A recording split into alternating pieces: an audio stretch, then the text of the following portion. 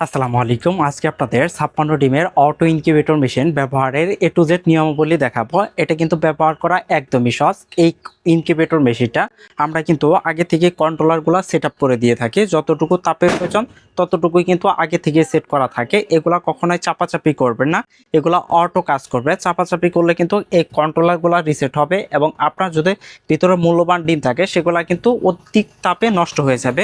অতএব এগুলা কখনোই চাপাচাপি করবেন না, আমরা আগে থেকে সেট করে দিয়েছি। তারপরে যে কাজটা করবেন, আমাদের ইনকিউবেটরের সাথে এরকম একটা ইউজার ম্যানুয়াল গাইডলাইন বই পাবেন, যেটাতে আমরা বিস্তারিত সবকিছু সহজ ভাষায় বর্ণনা করে দিছি। এইখানে কিন্তু শুরু থেকে শেষ পর্যন্ত বর্ণনা করা আছে। আপনি যদি ফ্রিজের ডিম রাখেন তাহলে কিভাবে ইনকিউবেটরে বসাবেন, বা ডিম বসানোর আগে ডিমগুলা কিভাবে স্যাভলনের পানি দিয়ে পরিষ্কার করবেন সেটা কিন্তু লেখা আছে। আর বাচ্চা ফোটার পরে কি ব্যবস্থাপনা করবেন সেটাও কিন্তু লিখে দিছে। এটা অবশ্যই 3 থেকে 4 বার অথবা 5 বার পড়বেন। তারপরে যে কাজটা করবেন, আপনারা ঢাকনাটা খুলবেন। আর ঢাকনার উপরে কিন্তু এরকম একটা স্বচ্ছ গ্লাস দেওয়া আছে, অতএব বেশি বারবার ঢাকনা খোলাখুলি করবেন না। যখন ডিমটা বসাবেন এই ঢাকনার মাধ্যমে সবকিছু ভিতরে দেখবেন। এটাই হচ্ছে আমাদের মূল লক্ষ্য এই গ্লাস দেওয়ার। আর ভিতরে যে কাজটা করবেন সেটা হচ্ছে, ভিতরে আপনার 60 ওয়াট, যদি গরমের দিন হয় সেক্ষেত্রে 60 অথবা 40, শীতের দিনেও আপনি 40 অথবা 60 ওয়াটের বাল্ব ব্যবহার করবেন। সবচাইতে গরমের সিজনে 25 ওয়াটের বাল্বটা ব্যবহার করলে সবচাইতে বেশি হয়। আমি এখন 40 ওয়াটের বাল্বটা ব্যবহার করব। আর এই বাল্বটা কিন্তু সবসময় জ্বলে থাকবে না। এটা কিন্তু অনেকেই বলেন, ভাই আমার ইনকিউবেটরের বাল্ব বন্ধ হচ্ছে নিপছে, এতে কি বাল্ব কাটবে? এটা কিন্তু কাটবে না, আর বাল্বটাও জ্বলে থাকবে না। যখন তাপের প্রয়োজন হবে ঠিক তখনই বাল্বটা জ্বলে উঠবে। যখন তাপের প্রয়োজন শেষ হবে অটোমেটিক কিন্তু বাল্বটা নিভে যাবে। এটা সবসময়ের জন্য জ্বলে থাকবে না। তারপরে আপনারা যে কাজটা করবেন, এটা 2 ঘন্টা হিটিংয়ে রাখবেন। হিটিং শেষ হলে এই বাল্বটা অটোমেটিক জ্বলতেছে কিনা নিভতেছে কিনা এটা নিশ্চিত হওয়ার পরে আপনারা ডিমগুলো বসায় দিবেন। আমি বেশ কিছু ডিম বসাচ্ছি।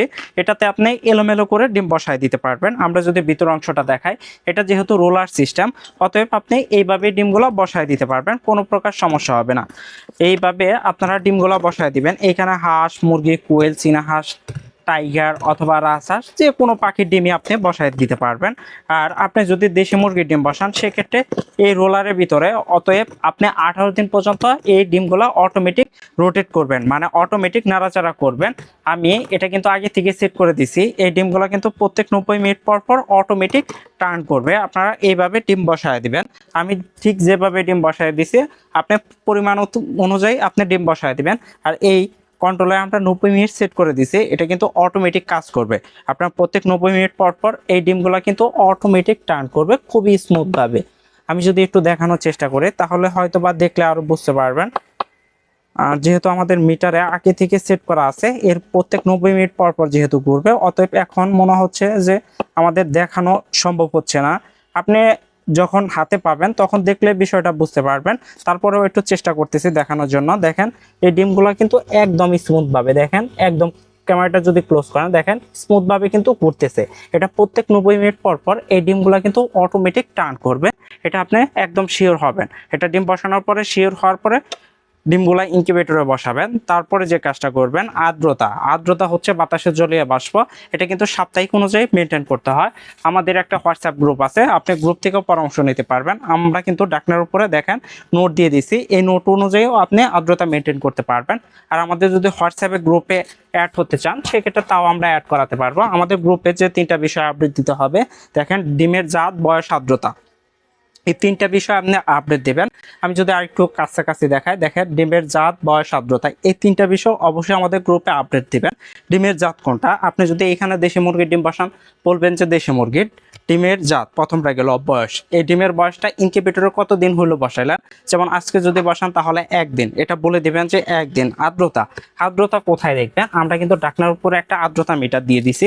এটাই হচ্ছে আর্দ্রতা মিটার, এই যে বড় লেখা পার্সেন্ট যেটা, এটা হচ্ছে আর্দ্রতা। এটাই মূলত আমাদের গ্রুপে আপনি লিখে দিবেন।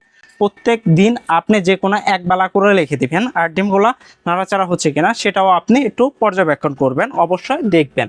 আপনি সাপ্তাহিক অনুযায়ী আর্দ্রতা মেনটেন করবেন। আমাদের গ্রুপ থেকে পরামর্শ নিলে আমরাই বলে দিব যে কখন পানি রাখতে হবে। আমরা যখন বলবো যে ভিতরে পানি রাখেন সেক্ষেত্রে এই যে গ্যাপটা আছে দেখেন, এই পাশে কিন্তু আমরা পর্যাপ্ত পরিমাণ গ্যাপ রেখে দিছি। আপনি এই গ্যাপের ভিতরে আপনি পর্যাপ্ত পরিমাণ আর্দ্রতা বাড়াতে পারবেন। তারপরে হ্যাচিং টাইমে কিন্তু আর্দ্রতা সবচাইতে বেশি রাখতে হয়। অতএব হ্যাচিং টাইমে কিন্তু এই ডিমগুলা নাড়াচাড়া করা যাবে না, এটা সম্পূর্ণ বন্ধ করে দিবে। এটা কিভাবে বন্ধ করবেন, দেখেন এইখানে একটা ক্লিপ সিস্টেম আছে। আপনি যদি এই ক্লিপটা খুলে দেন সেক্ষেত্রে এই ডিমগুলা অটোমেটিক কিন্তু বন্ধ হয়ে যাবে, এটা এখন আর ঘুরবে না। তখন যে কাজটা করবেন, আপনি ভিতরে একটা নেটটা অথবা যে কোনো কিছু আপনি ডিমগুলার উপরে নিচে বিছিয়ে দিবেন, যাতে এই রোলারটা নষ্ট না হয়। যেহেতু পায়খানা করবে বাচ্চা ফোটার পরে বা বিভিন্ন বর্জ্য বের হয়, অতএব এগুলো আপনি এটার যে কোনো পেপারের উপরে বসায় দিবেন অথবা নেকটার উপরে এই ডিমগুলো বসায় দিবেন। এতে করে কিন্তু আপনার ডিমগুলো আর নাড়াচাড়া হচ্ছে না। এখন হচ্ছে হ্যাচিং টাইম, এখন কিন্তু ডিম থেকে বাচ্চা অটোমেটিক ফুটে বের হবে। এইভাবে আপনারা রাখবেন যে কোনো একটা বিষয়ে। তারপর আর্দ্রতা কিভাবে বাড়াবেন, আমরা এই পাশে গ্লাস দিছি, তারপরে যে কাজটা করবেন যে কোনো একটা বিষয়ে আপনি এই সাইডে রাখতে পারেন বা এই গ্লাসের উপরে রাখলে আর্দ্রতা আরো দ্রুত বাড়বে। তারপরে যে কাজটা করবেন, পানি স্প্রে করে দিবেন। এই ডিমের উপরে পানি স্প্রে করে দিলে কিন্তু আরো আর্দ্রতা বাড়বে। এই আর্দ্রতা বাড়াবেন হচ্ছে 18 থেকে 21 দিন। এই স্প্রেটা করবেন 18 থেকে 21 দিন পর্যন্ত।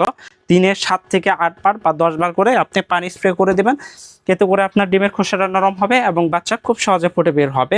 আরেকটা বিষয় হচ্ছে, আপনি ইনকিউবেটরে ডিম বসালেন, এই ডিমগুলো পিস আছে না নাই সেটা কিন্তু আপনাকে অবশ্যই চেক করতে হবে। এটা চেক করবেন হচ্ছে ডিম বসানোর 7 দিন পরে। যে ডিমগুলা বাচ্চা ফুটবে সেগুলা মাকড়সা জালের মতো হবে, আর যেগুলো ফুটবে না সেগুলা যেভাবে রাখছেন ঠিক সেম ওইভাবে থাকবে। এই ডিমগুলো আপনারা ইনকিউবেটর থেকে বের করে দিবেন।